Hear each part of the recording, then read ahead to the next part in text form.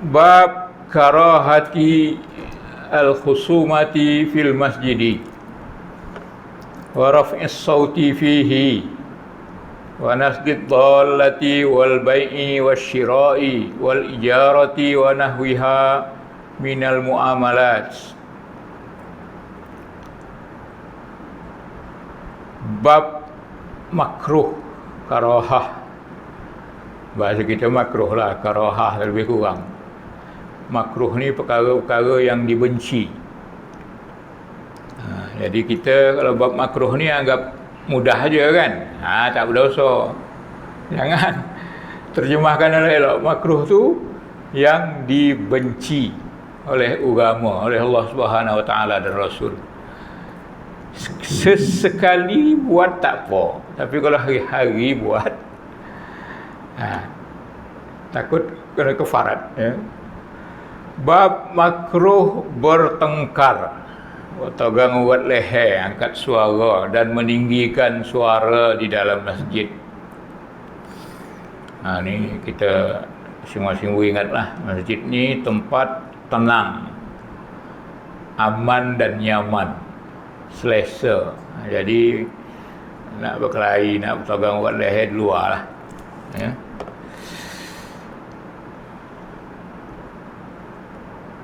Dan makruh juga bertanya barang yang hilang. Tengok tu. Ini kita tak puasan kadang kan. Ada barang hilang, kita umumkan lagi, siap umumkan lagi. Bertanya tak boleh, makruh. Taklah sampai haram, tapi dilarang. Dibenci dalam agama.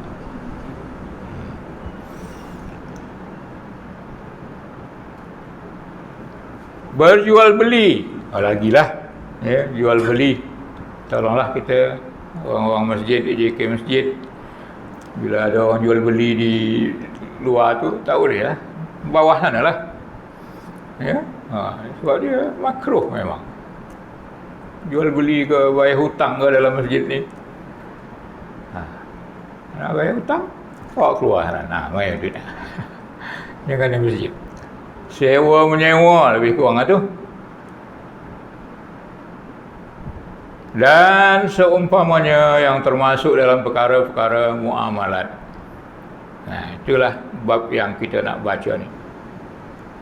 Kata terjemah tambahan dia, masjid adalah tempat orang Islam mendekatkan diri kepada Allah,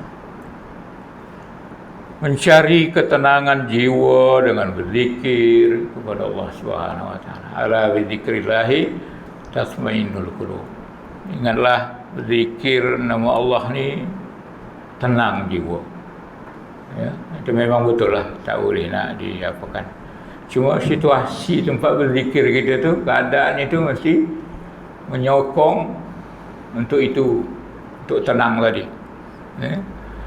Jadi amalan-amalan seperti ini perlu dilakukan dengan khusyuk dan yakin. Oleh itu tidak seharusnya lah, tidak sepatutnya lah dilakukan perbuatan-perbuatan yang menimbulkan kegangguan, seperti bercakap kuat, bising dalam masjid, kerana perbuatan tersebut menghilangkan ketenangan dan khusyuk bagi orang yang sedang beribadah. Ini betul lah ni kan ya? Baru kita masuk ke dalam hadisnya.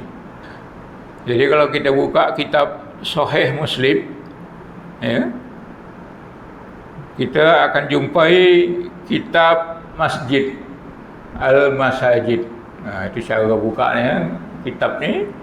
Kemudian tempat solat. Kemudian kecil lagi daripada kitab, namanya bab larangan mencari barang hilang di masjid dan apa yang dikatakan oleh sesiapa yang mendengar orang yang mencari itu. Hadis dia nombor 568. Telah bercerita kepada kami Abu Tahir, Ahmad bin Amr dan seterusnya bahawa dia mendengar Abu Hurairah berkata, qala Rasulullah sallallahu alaihi wasallam, man sami'a rajulan yanshudu dallatan fil masjidi falyakul la raddahallahu alaik fa innal masajida lam tubna lihadza. Itu namanya matan hadis. Tadi itu sanad hadis, yang ini matan hadis, teks hadis itu. Apa dia kata?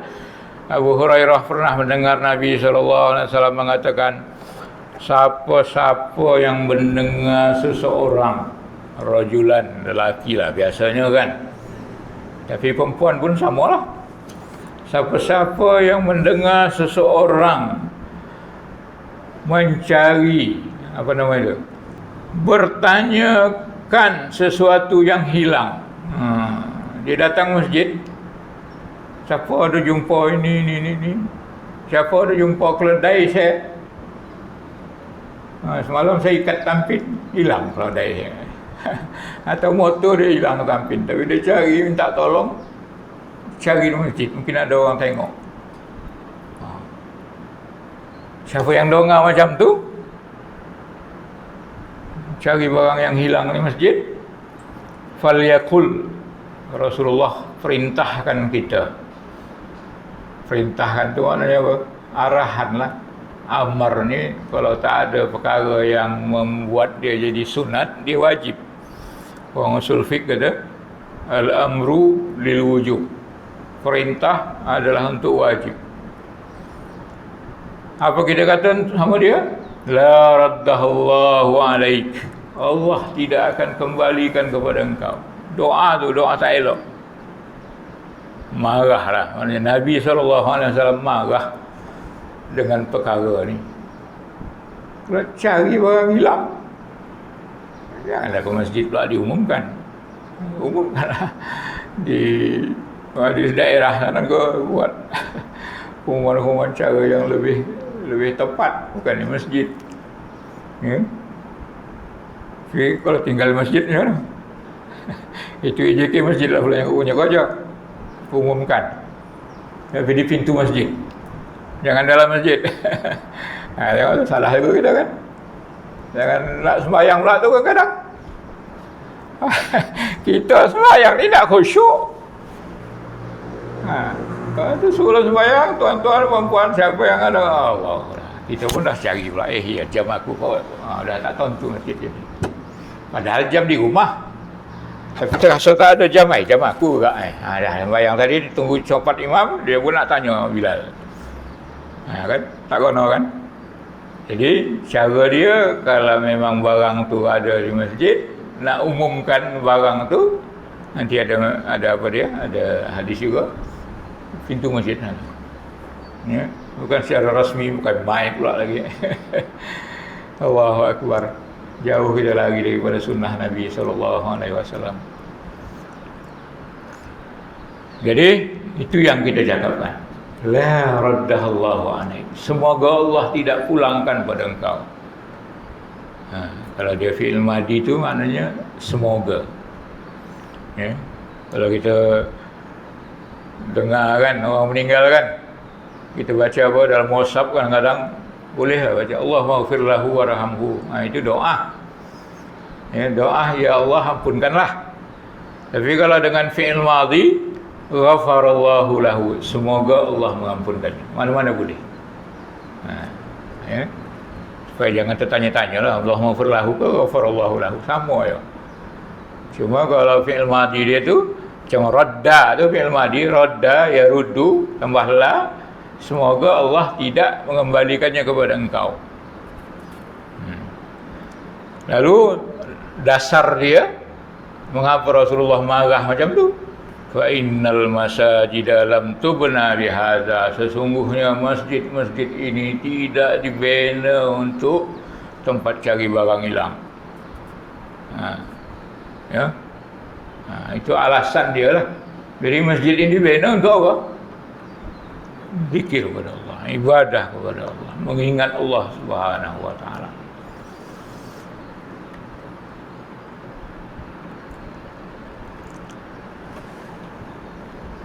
Pengajaran hadis.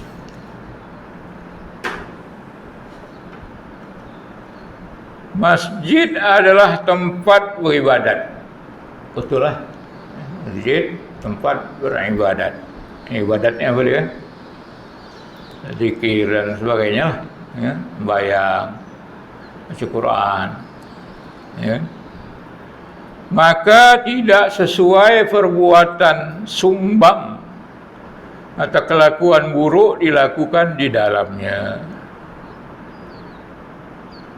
Kedua, umat Islam dilarang membuat bising di dalam masjid kerana mengganggu ketenangan orang yang sedang beribadat. Dan jual beli tadilah kan, tawar-menawar dan sebagainya lah. Umat Islam hendaklah segera menghalang sebarang perbuatan yang mencemarkan tempat suci. Mana dalil dia? Tadi tu Rasulullah larang, malahan didoakan untuk tidak baik. Itulah yang kita dapat pelajaran daripada hadis ini. Cuma saya ingin panjangkan. Dalam kitab Minhaj, ya, syarah Sahih Muslim ni, Sahih Muslim ni disyarah oleh kitab Minhaj, ya, Imam Nawawi. Ada beberapa faedah. Di antaranya larangan mencari barang hilang di masjid. Cuma ditambah dengan perkara itu perkara-perkara yang lain. Jual beli, sewa menyewa dan yang lain-lain daripada akad lah. Dan makruh angkat suara di masjid. Ini kita kono lah ni. Ya, kalau kita nak berzikir pun jangan angkat suara. Ya, makruh. Bahkan Qadi Husain, Imam Malik berkata, pendapat Imam Malik dan jamaah daripada ulama, ramai daripada ulama mengatakan yukrahu raf'us sauti fil masjid bil ilmi wa ghairihi. Dimakruhkan angkat suara di masjid untuk ilmu pun dan yang lain-lain. Kita ni makruh ni menurut Imam Malik. Tapi mazhab lain, ya, termasuk Imam Abu Hanifah dan Muhammad murid dia dan sahabat-sahabat Imam Malik yang lain, ulama-ulama Malik yang lain mengatakan boleh angkat suara di masjid untuk ilmu. Lebih lagi dari itu pula, berjidal, bertengkar pun boleh, tapi yang tidak melampau lah. Sebab masjid ni tempat orang berkumpul kan, tempat orang ramai berkumpul. Jadi kalau sekadar yang ringan-ringan ni, okey lah, jangan bawa parang, bawa pisau, sudah lah. Kerana masjid ni memang diperlukan tempat orang berkumpul dan tak boleh tidak orang berkumpul di masjid ni. Jadi nak bercakap yang ringan-ringan tu boleh lah, ya. Berkata Imam Nawawi dalam Majmu', Imam Nawawi terangkan dalam kitab Majmu'. Majmu' ni syarah Mu'adzab, Majmu' syarah Mu'adzab tu kitab besar fiqh dalam mazhab Syafi'i. Boleh bercakap dengan percakapan yang benar, yang dibolehkan, bukan cakap-cakap sia-sia lah, ya, cakap-cakap kotor, lucah, gurau-gurau, lucah, tak ada lah, ya, cakap yang baik, iaitu dengan urusan dunia dan yang lain-lain. Jadi walaupun cakap dunia, tapi perkara tu perkara yang kita perlukan, yang dibolehkan. Jangan langsung, tak boleh, tidak. Ada saya tengok di masjid mana, siapa yang bercakap di masjid dengan perkara dunia, maka hafuz amal 40 hari kalau tak salah. Mudah-mudahan bukan di masjid ni, tapi saya pernah baca. Ada? Tak ada, Dulu ada. Itu bukan hadis palsu, bukan hadis, ya, bukan hadis. Hadis maudhu. Jadi kita hidup di dunia dan masjid tempat kita selalu berjumpa, takkan tak boleh cakap perkara dunia kan. Jadi agama kita tak macam tu lah. Jadi perkara-perkara dunia dan yang lain-lain yang mubahat, yang dibolehkan, yang mubah, yang harus, bukan perkara yang dilarang lah. Macam mengumpat orang, apalagi masa-masa kempen ni buat kempen di masjid, mengumpat sekolah, mengumpat ahli parti ni, dan itu memang tak boleh lah. Mengumpat menyerapah semua.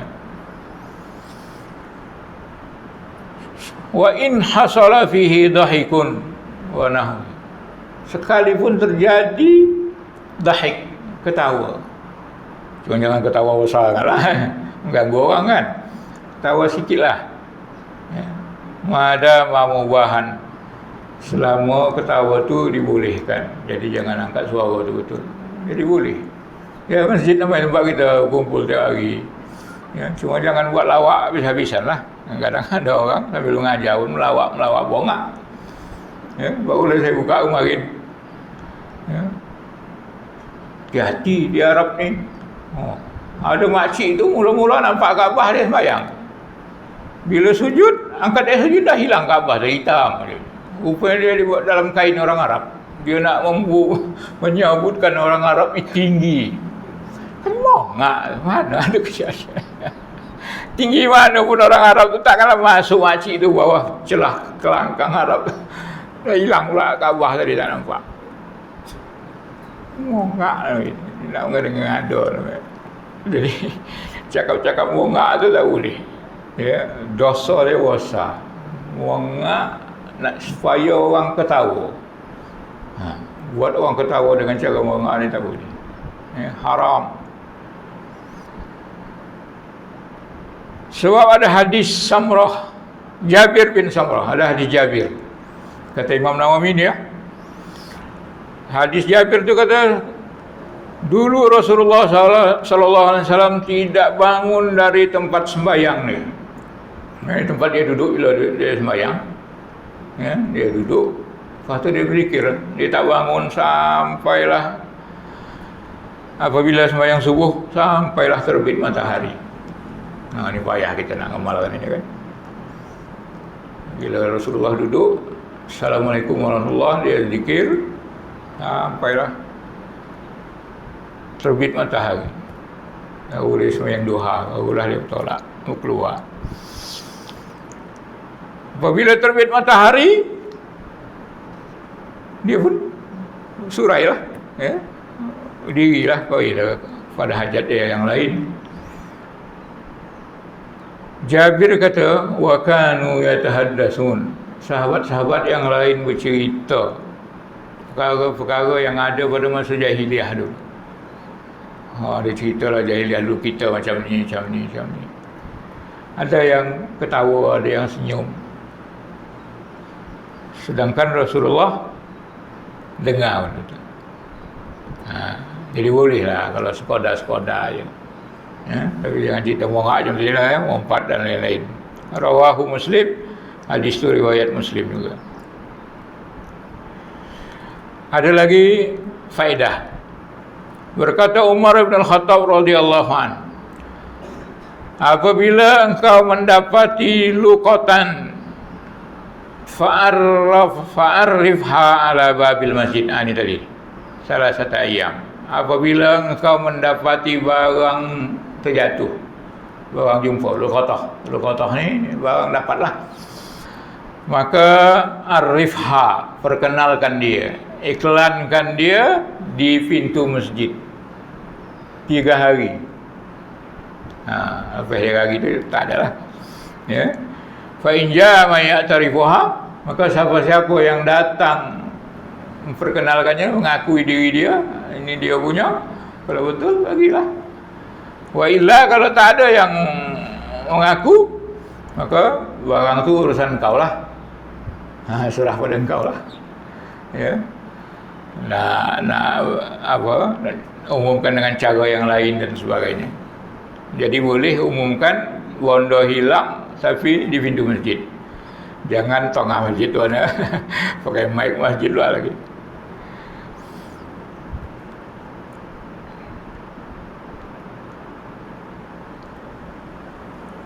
Satu lagi, perlu kita ambil berat. Ada hadis dari Abi Sa'id Al-Khudri radhiyallahu anhu, Sunan Abi Daud. Hadis 1332. Nabi SAW i'takafa fil masjid, i'tikaf di masjid. Fasami'ahum yajharuna bil qira'ah. Maka dia dengar sahabat-sahabat yang lain tu jahar.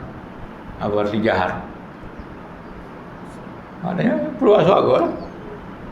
Menjaharkan qiraah, bacaan Quran mereka di masjid. Maka syafas sitr, dia buka tirai, ditinjau lah. Dan dia bercakap, Rasulullah SAW bersabda, ala inna kullakum munajin rabbah. Ingatlah, semua kamu ni munajat kepada Tuhannya. Fala yu'ziyanna ba'dukum ba'dha. Maka sebahagian kamu jangan mengganggu sebahagian yang lain. Jadi kalau kita baca Quran dan zikir-zikir lain, tak boleh jahar, mengganggu orang lain. Apalagi kita sedang berjemaah sembahyang kan, tuan imam lah ni. Ada orang masbuk. Macam mana? Perlahan kan lah. Kita zikir ni sunat. Orang yang baca Fatihah 2 rakaat, 3 rakaat lagi. Sebab masjid kita ni masjid lalu lalang orang. Orang datang sembahyang, kita dah Assalamualaikum, dia ada 2 rakaat lagi, ada 3 lagi kadang-kadang. Bahkan kadang-kadang ada jemaah kecil pula 2-3 orang lagi. Kita sembahyang sunat. Zikir ni zikir sunat. Dia wajib. Sehingga kadang-kadang tak tentu arah buat orang yang sembahyang ke mana pergi ni. Jadi tolong perhatikan benda ni, ya? Ingatlah, setiap kamu sedang munajat kepada Tuhan, sedang baca Quran, sedang berzikir masing-masing, berdoa. Fala yu'diyanna, maka la yu'di, jangan mengganggu, menyakiti. Tuan-tuan, selalu saya sebut, fala yu'di, menyakiti. Rasulullah tak sebut ayat tu, tapi dia sebut fala yu'diyanna. Pakai nah, bukan main-main tu. Jadi Rasulullah kata apa? Fala yu'diyanna, sebahagian kamu jangan ganggu, jangan sakiti sebahagian yang lain. Dan jangan angkat suara sebahagian kamu atas sebahagian yang lain bil qiraah, dengan membaca. Rawahu Abu Daud. Hadis ni hadis sahih. Jadi tuan-tuan, adab kita di masjid, kalau nak berzikir ke, nak baca Quran ke, jangan angkat suara. La yarfa', jangan dia mengangkat suaranya. Jadi macam mana kita ni? Wallahualam lah, itu terpulang tuan lah. Tapi apa yang saya baca di mana-mana kitab Syafi'i, kitab mazhab Syafi'i, selalu saya sebut ni, disunatkan bagi imam dan makmum berzikir dan berdoa dengan suara yang sir. Sir macam mana? Rahsia lah, antara kita saja yang dengar untuk kita. Mana-mana kitab Syafi'i, ya, saya dah baca direct beberapa kitab, Raudhah ke, Minhajul, apa namanya, kitab Nihayatul Muhtaj ke, ya, Syarah Mu'adzab ke. Yusannu lil imam wal ma'mum ay yusir bihima, bizikri wa bidoa. Disunatkan zikir dan doa dengan sir. Sir tu mana tak dengar orang lain, kecuali lil imam, kecuali untuk imam. Dia boleh tinggikan suara, liyuta'allama minhu, supaya orang lain boleh belajar doa apa yang dibaca, apa yang dizikirkan. Untuk sementara aja. Imam Syafi'i kata pernah dulu zikir ni kuat pada masa Rasulullah SAW. Pernah je, tapi tidak berterusan. Maka Imam Syafi'i mentakwilkan dia sekadar untuk mengajar makmum. Kalau sudah dia belajar, dah pandai, dah masing-masing boleh berzikir, pandai-pandai subhanallah dah bila boleh, Allahu akbar dah boleh, alhamdulillah dah boleh, ayat kursi dah boleh. Maka imam kembalikan suaranya dengan sir semula. Saya tak tahulah kita di Nusantara ni pakai kitab yang mana, saya tak puasan, belum pernah jumpa lagi. Jadi khususnya itu tadilah mengganggu orang yang sedang masbuk tadi kan. Itu memang itu zaman Rasulullah ni tak pakai mic ni. Kalau pakai mic lagi lagilah tak kono kan, lagi lebih bising orang. Kalaulah larangan ini angkat suara dengan qiraah, yang Rasulullah marah ni, angkat suara baca Quran kan, apatah lagi angkat suara bukan dengan qiraah, dengan cakap-cakap yang lain. Apalagi bernasyid di masjid lagi lah tak kena. Bernasyid pakai mic pula, bukan pula Quran, lagi lah tak boleh. Atau sebagaimana yang selalu saya bersumut lah, pakai mic untuk jagakan orang sekampung. Yang datang 2-3 orang juga. Trahim subuh-subuh. Dari pukul 5 suku dah bunyi trahim. Nak mendapatkan pukul 6 berapa minit, dekat 1 jam. Yang datang 2-3 batang tu. Apa guna? Jadi nampak sangat kita memaksakan orang. Orang yang sedang tidur, anak-anak kecil, wanita-wanita yang berhalangan, non-Muslim. Betul. Saya tak setuju dengan cara yang macam tu. Sedangkan kita masjid ke masjid, orang di antara jemaah aja pun Rasulullah larang. Quran, apalagi yang bukan Quran. Ya. Entah apa-apa zikir yang kadang-kadang tak fasih dengan salah makna lagi. Lagilah tak boleh kita buat. Alhamdulillah masjid kita tak ada benda ni.